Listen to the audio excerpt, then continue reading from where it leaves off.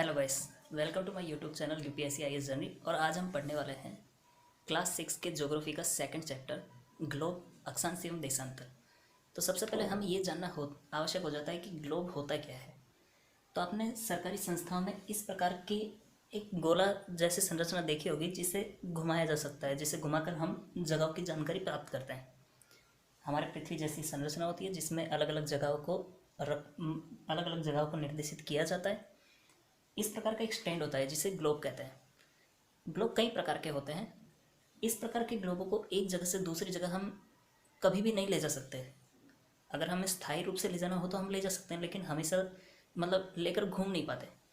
तो जेब में रखने के लिए भी कुछ गुब्बारे जैसी संरचना वाले गुब्बारे टाइप, जिसमें हवा भरकर हम जगहों की जानकारी ले सकते हैं, इस प्रकार के ग्लोब भी पाए जाते हैं। इस प्रकार के ग्लोब हम अपने पॉकेट में या फिर कहीं भी आसानी से हवा निकाल कर आराम से ले जा सकते हैं। इसमें ये जो स्टैंड है, ये जहाँ पर टच होता है, ये एक तरह की काल्पनिक रेखा है। ये काल्पनिक रेखा है जो पृथ्वी के ऊपर, ये हमारे पृथ्वी के ग्लोब के ऊपर जो ये टच होती है, ये काल्पनिक रेखा बनाती है। ये एक काल्पनिक रेखा बनाती है जो पृथ्वी को मुख्य रूप से दो भागों में विभाजित करती है। ये हमारी पृथ्वी को दो भागों में विभाजित करती है। ये काल्पनिक जो रेखा है इसे अक्ष कहा जाता है। इसे अक्ष कहते हैं, जिसके अंतर्गत हमारी पृथ्वी को घुमाते हैं। हमारी पृथ्वी इस प्रकार ही टेढ़ी होकर ही घूमती है, लेकिन अंतरिक्ष में ऐसी कोई काल्पनिक रेखा नहीं है। ये हम स्टैंड के ऊपर इस प्रकार बनाते हैं ताकि हम उतने ही डिग्री के कोण से हम पृथ्वी को घुमा सकें। हमारी पृथ्वी अंतरिक्ष में पश्चिम से पूर्व की तरफ गति करती है। ठीक है, पश्चिम से पूर्व की तरफ गति करती है। तो हमने पढ़ लिया अक्ष। इस प्रकार कई ऐसी काल्पनिक रेखाएं होती हैं जो पृथ्वी को दो भागों में बांटती है, जिसमें से एक विषुवत वृत्त, जो पृथ्वी को बिल्कुल बीच में से विभाजित करती है।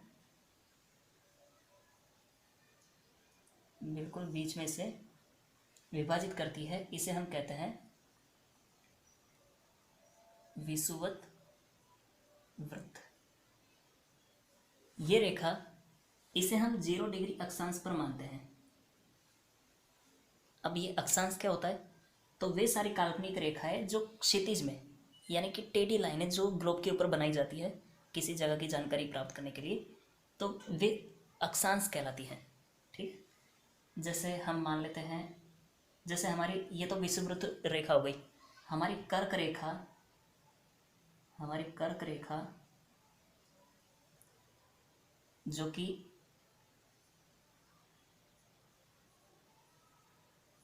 23.5 डिग्री उत्तर से जाती है। 23.5 डिग्री उत्तर में स्थित होती है विषुववृत्त के, 23.5 डिग्री ऊपर होती है। और एक होती है हमारी मकर रेखा,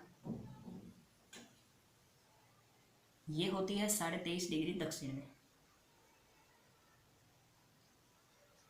23.5 डिग्री दक्षिण में होती है हमारी मकर रेखा। ये सारी की सारी काल्पनिक रेखा है।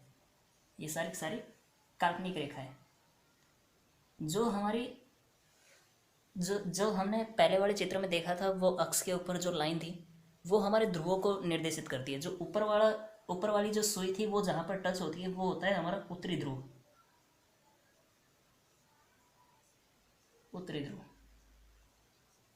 और जो नीचे हमारी सुई टच हो रही थी वो होता है दक्षिण ध्रुव। वो हमारा दक्षिण ध्रुव होता है। और भी दो जो प्रसिद्ध जो काल्पनिक रेखा हैं, एक तो है उत्तर ध्रुव वृत्त। उत्तर ध्रुव वृत्त जो कि 66.5 डिग्री उत्तर में स्थित होती है। तो आपको अंदाजा हो गया कि दूसरी 66.5 डिग्री दक्षिण में होगी। ये है 66.5 डिग्री दक्षिण में, जहाँ से हमारा जाता है दक्षिण ध्रुववृत्त, ध्रुववृत्त रेखा। ये सारी काल्पनिक रेखाएं हैं जो हमारे किसी जगह की जानकारी के लिए आवश्यक होती है। जैसे हमारे देश में से, हमारे भारत देश में से कर्क रेखा निकलती है। कौन कौन से राज्य से निकलती है वो आप कमेंट बॉक्स में लिख सकते हैं। और इससे आगे बढ़ने से पहले मैं आपको ये बता दूं कि अगर आप नए हैं इस चैनल पे तो आप इसे सब्सक्राइब कीजिए, बेल आइकन दबाइए, और लाइक शेयर सब्सक्राइब ये तो बताने की ज़रूरत नहीं है। आगे चलते हैं। तो ये सारी काल्पनिक रेखाएं किसी जगह की जानकारी के लिए आवश्यक होती है। अब मान लेते हैं कोई स्थान यहाँ पर स्थित है। चलो यहाँ इस लाइन के बजाय हम ले लेते हैं यहाँ पर है, ठीक है। और कोई स्थान मान लेते हैं यहाँ पर स्थित है, तो हम कहेंगे कि ये भी 23.5 डिग्री पर है, ये भी 23.5 डिग्री पर है ना। लेकिन हम उत्तर दक्षिण ये इसी वजह से लगाते हैं क्योंकि ये तो 23.5 डिग्री उत्तर में स्थित है, तो हम तुरंत समझ जाएंगे कि हाँ विषुववृत्त से 23.5 डिग्री ऊपर स्थित है, उत्तर दिशा में स्थित है। और ये जगह विषुववृत्त के नीचे 23.5 डिग्री दक्षिण में स्थित है। तो हम किसी जगह के जो अक्षांश होते हैं उनके साथ में दिशा को लिखना नहीं भूलते, दिशा को भी लिखना आवश्यक होता है। लेकिन ये पूरी जानकारी नहीं दे पाता, किसी जगह के बारे में पूरी जानकारी नहीं मिलती, क्योंकि ये भी 23.5 डिग्री पर था लेकिन काफ़ी उधर था, ये भी 23.5 डिग्री पर था काफ़ी इधर था। उत्तर दक्षिण का तो पता है, ये तो यहाँ पर होता तो भी वो 23.5 डिग्री उत्तर में था, ये यहाँ की जगह यहाँ होता तो भी 23.5 डिग्री दक्षिण में था। तो पूरी सटीक जानकारी हमें नहीं मिल पाती। इसलिए हालांकि ये जो रेखाएं हैं वो सभी लंबाई में बराबर नहीं है, ठीक है, अक्षांश लंबाई में बराबर नहीं होते। लेकिन जो हमारे देशांतर है, अब देशांतर क्या चीज़ है वो देख लीजिए।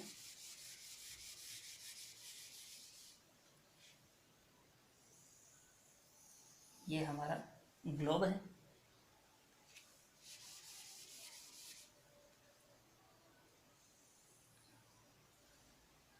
ये हमारा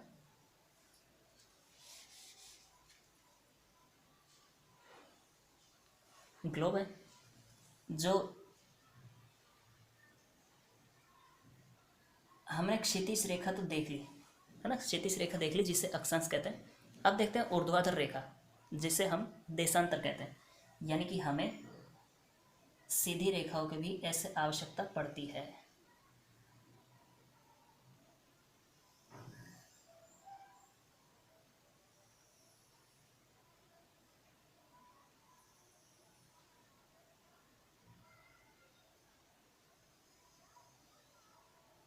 इसे हम देशांतर कहते हैं। अक्षांश की काल्पनिक रेखाएं समान नहीं होती, लेकिन देशांतर की सभी काल्पनिक रेखाएं समान होती है, क्योंकि ये पूरे अर्धवृत्त के अंदर फैली हुई होती है, पूरे अर्धवृत्त को ये डिनोट करती है, दर्शाती है। तो इन सभी काल्पनिक रेखाओं की लंबाई समान होती है, देशांतर की लंबाई समान होती है, अक्षांशों की लंबाई समान नहीं होती है। ये मान लेते हैं 0 डिग्री पर है, ये 20 डिग्री है, ये 30 डिग्री है, या 40 मान लेते हैं, चलो 40 डिग्री है। इनमें भी हम दिशा लिखते हैं, जैसे 20 डिग्री ये पूर्व में स्थित है, ये भी पूर्व में स्थित है।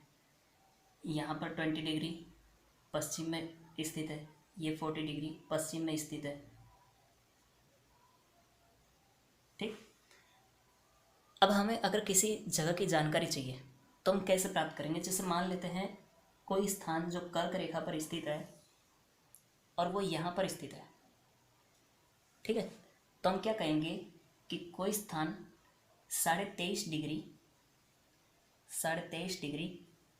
उत्तर तथा 20 डिग्री पूर्व में स्थित है। इस प्रकार से हम उस जगह के बारे में सही से पता लगा सकते हैं कि कोई जगह 23.5 डिग्री उत्तर में यानी कि कर्क रेखा पर है और 20 डिग्री पूर्व में यानी कि इस स्थान पर है। अगर इधर होता तो 20 डिग्री पश्चिम हो जाता। इस प्रकार हमें देशांतर मदद करती है किसी जगह की जानकारी प्राप्त करने के लिए, किसी स्थान के बारे में पता करने के लिए। हमारे जो ग्रह हमारा जो ग्रह है, दूसरे भी ग्रह है, सूरज है, चंद्रमा है, इनकी गति के आधार पर हम समय का निर्धारण भी सही तरह से कर पाते हैं। आपने देखा होगा कि हमारे दिन रात, मौसम में परिवर्तन, तो सूरज जो होता है वो सीधा हमारे विषुववृत्त, ये हमारी कर्क रेखा, ये मकर रेखा, ये हमारी दक्षिण ध्रुववृत्त, ये हमारा उत्तरी ध्रुववृत्त। हमारा जो सूरज होता है उसका प्रकाश यहाँ पर सीधा पड़ता है, तो ये जगह गर्म होंगी। अगर सूरज का प्रकाश सीधा पड़ेगा तो वो जगह गर्म होती है, इसलिए हम इसे, इन कटिबंधों को उष्ण कटिबंध कहते हैं। उष्ण कटिबंध कर्क रेखा से मकर रेखा तक का भाग होता है।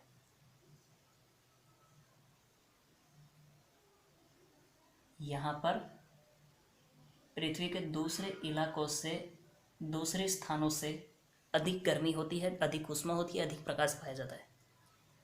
दूसरी तरफ जो हमारे ये कर्क रेखा, ये विषुववृत्त और ये हमारा मकर रेखा, ये हमारा दक्षिण ध्रुववृत्त, ये हमारा उत्तरी ध्रुववृत्त। कर्क रेखा और उत्तर ध्रुववृत्त, मकर रेखा और दक्षिण ध्रुववृत्त, इनके बीच में तापमान जो होता है वो शीतोष्ण, यानी कि थोड़ा ठंडा और थोड़ा गर्म, यानी कि मध्यम वातावरण पाया जाता है, शीतोष्ण। आपने देखा होगा कि जैसे हम टॉर्च से किसी सीधे खड़े पेपर के ऊपर अगर हम टॉर्च से प्रकाश डालते हैं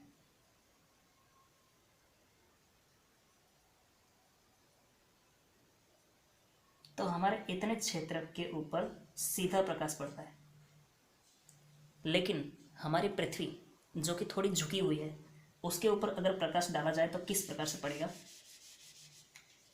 वो पड़ेगा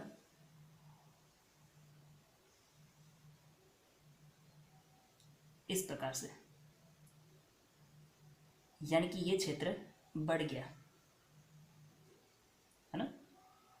हमारी पृथ्वी पर टेढ़ा प्रकाश पड़ता है, यानी कि ये क्षेत्र बढ़ गया, तो इसकी थोड़ी सी गर्मी जो है वो थोड़ा सा अधिक क्षेत्र में फैल जाती है। इसका जो प्रकाश होता है वो थोड़े क्षेत्र में फैल जाता है, तो इनमें प्रकाश, अच्छा खासा प्रकाश आता है, गर्मी भी होती है, लेकिन इतनी अधिक नहीं होती, इतनी अधिक तीव्र गर्मी नहीं होती। इस वजह से यहाँ का तापमान शीतोष्ण पाया जाता है, और इन क्षेत्र से अधिक सूर्य का प्रकाश सीधा नहीं पहुँच पाता, इसलिए यहाँ पर ठंडा मौसम होता है। उत्तरी ध्रुव और दक्षिण, उत्तर ध्रुव और दक्षिण ध्रुव, ये हमारे बहुत ठंडे इलाके होते हैं। जो हमारा अंटार्कटिका वगैरह है ना, अंटार्कटिका वगैरह जिसमें पूरे क्षेत्र में बर्फ़ पड़ी रहती है, हिम, जो बर्फ़ होते हैं, बड़े बड़े पहाड़ होते हैं, हिम पर्वत होते हैं, वो सारे के सारे या तो उत्तर ध्रुव में या फिर दक्षिण ध्रुव में, वृत्त में पाए जाते हैं। यहाँ पर सूर्य का सीधा प्रकाश नहीं पड़ता है, ठीक है। यहाँ का तापमान बहुत ठंडा होता है। हम समय का निर्धारण किस प्रकार करते हैं? क्योंकि देखो, समय का निर्धारण हम ग्रह, जो ग्रह हैं, चंद्रमा है, सूर्य हैं, इनकी गति के आधार पर करते हैं, क्योंकि ये सबसे सटीक, सबसे सही समय का निर्धारण कर सकते हैं। क्योंकि सभी को पता है कि दोपहर के 12 बजे सूर्य सीधा ऊपर होता है, तो जिस भी देश के सिर के ऊपर सीधा सूरज होगा वो कह देगा कि उसके देश में 12 बज रहे हैं, है ना। लेकिन जो इंटरनेशनल टाइम जोन है उसके बारे में कि किस देश में क्या टाइम हुआ होगा, ये हम कैसे पता करेंगे? तो इसके लिए सभी देशों ने एक सम्मति बनाई। जैसे ये हमारे विश्व का नक्शा है, मान लेते हैं ये हमारे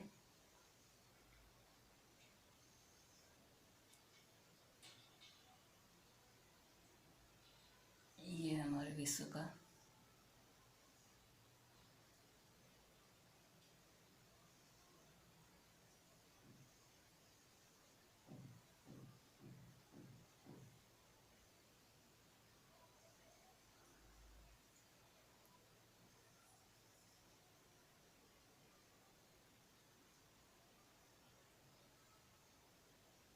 ये हमारे विश्व का नक्शा है।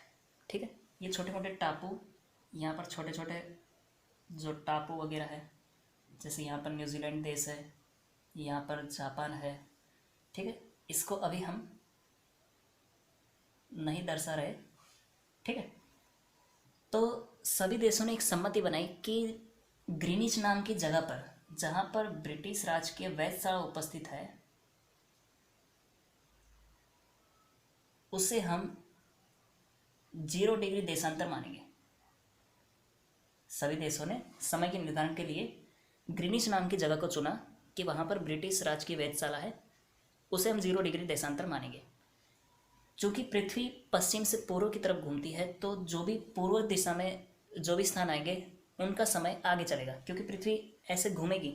तो इस वाले में तो पहले ही समय हो चुका है, जैसे सूरज इधर से आएगा, पृथ्वी ऐसे घूम रही है, तो यहाँ पर समय पहले से शुरू हो जाता है। तो इन लोगों ने कहा कि इसके पूर्व में स्थित जो स्थान है उसमें समय आगे चलेगा, और इसके पश्चिम में जो जो देश हैं, जो जगह है, वहाँ पर समय पीछे चलेगा।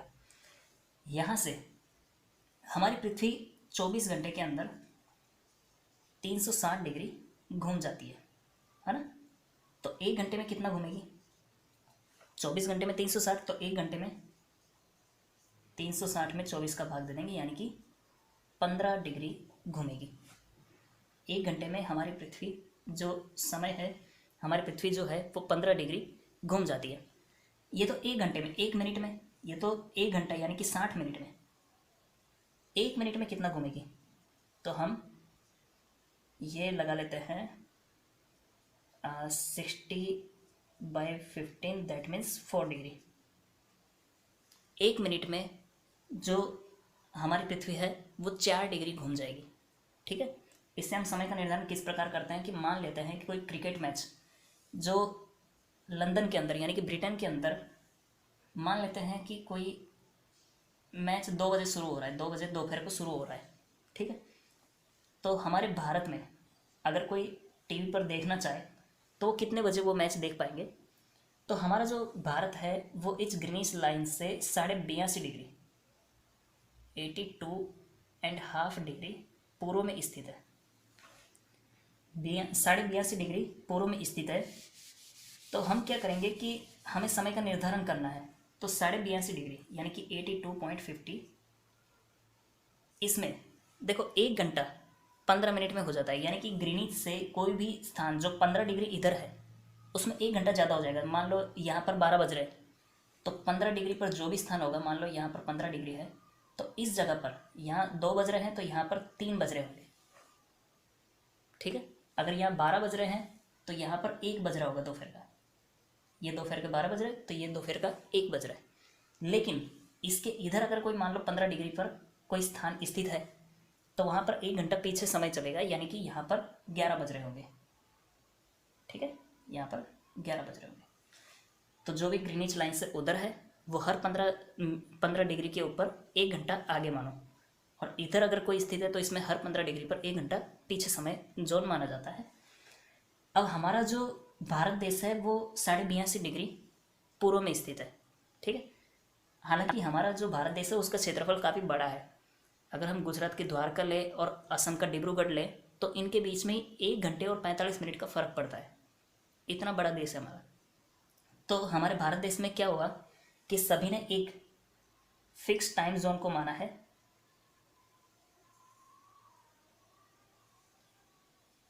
एक फिक्स टाइम जोन को माना है जो कि 82.5 डिग्री पर स्थित है, जो कि हमारे उत्तर प्रदेश, छत्तीसगढ़ और ये मध्य प्रदेश में शायद नहीं आता ये क्षेत्र, छत्तीसगढ़, उड़ीसा, आंध्र प्रदेश, इनसे होकर ये लाइन गुजरती है 82.5 डिग्री की। यहाँ पर जो टाइम जोन है इसे हमारे भारत ने जो मानक समय है मानक समय स्थान माना है इसे मानक याम्योत्तर। ये जो ग्रीनिच वाली 0 डिग्री की लाइन है इसे प्रमुख यामोत्तर कहते हैं, ठीक है। इस लाइन को प्रमुख याम्योत्तर कहते हैं। और हमारे भारत की ये जो रेखा है जिससे हमारे देश का समय निर्धारण होता है इसे मानक याम्योत्तर कहते हैं। इसे मानक याम्योत्तर कहते हैं जो 82.5 डिग्री पूर्व में स्थित है हमारे देश में।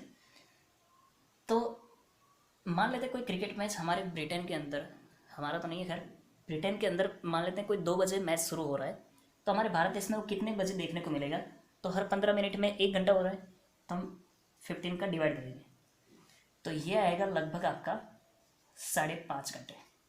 यानी कि अगर कोई मैच ब्रिटेन के अंदर लंदन के अंदर 2 बजे शुरू हो रहा है तो हमारे देश में वो 7:30 बजे टेलीकास्ट होगा, ठीक है। वो हमारे देश में 7:30 बजे शाम को दिखाई देगा। अगर ये दोपहर के 12 बजे शुरू है तो हमारे देश में वो 7:30 बजे देखने को मिलेगा। तो इस चैप्टर में इतना ही था। इस चैप्टर में जो हमने सीखा वो ये है कि ग्लोब किसे कहते हैं, अक्षांश किसे कहते हैं, देशांतर किसे हैं, वो काल्पनिक रेखा जिसे अक्ष कहते हैं वो क्या होती है। कुछ एक काल्पनिक रेखा ऐसी है जो 2 बराबर भागों में बांटती है, विषुववृत्त रेखा, कर्क रेखा, मकर रेखा, उत्तर ध्रुववृत्त रेखा जो 66.5 डिग्री उत्तर में, दक्षिण ध्रुववृत्त रेखा जो 66.5 डिग्री दक्षिण में स्थित है। इनके बीच में जो कटिबंध जो कर्क रेखा से मकर रेखा के बीच का जो है वो उष्ण कटिबंध है। जो उत्तर ध्रुववृत्त और कर्क रेखा, दक्षिण ध्रुववृत्त और मकर वृत्त जो मकर रेखा है उनके बीच का जो वो स्थान है जो कटिबंध है वो शीतोष्ण कटिबंध है। और जो उत्तरी ध्रुववृत्त से उत्तर में स्थित और दक्षिण ध्रुववृत्त से दक्षिण में स्थित जो क्षेत्र है यानी कि ध्रुवीय क्षेत्र है वो शीत कटिबंध कहलाते हैं। फिर हमने देखा कि ग्रीनिच स्थान पर जो रेखा है जो देशांतर है उसे प्रमुख यामोत्तर कहते हैं। हमारे देश में जो मानक समय जो मानक यामोत्तर है वो 82.5 डिग्री पूर्व में स्थित है। पृथ्वी पश्चिम से पूर्व की तरफ घूमती है तो पूर्व का समय जो होता है वो आगे चलता है, पश्चिम का समय पीछे चलता है।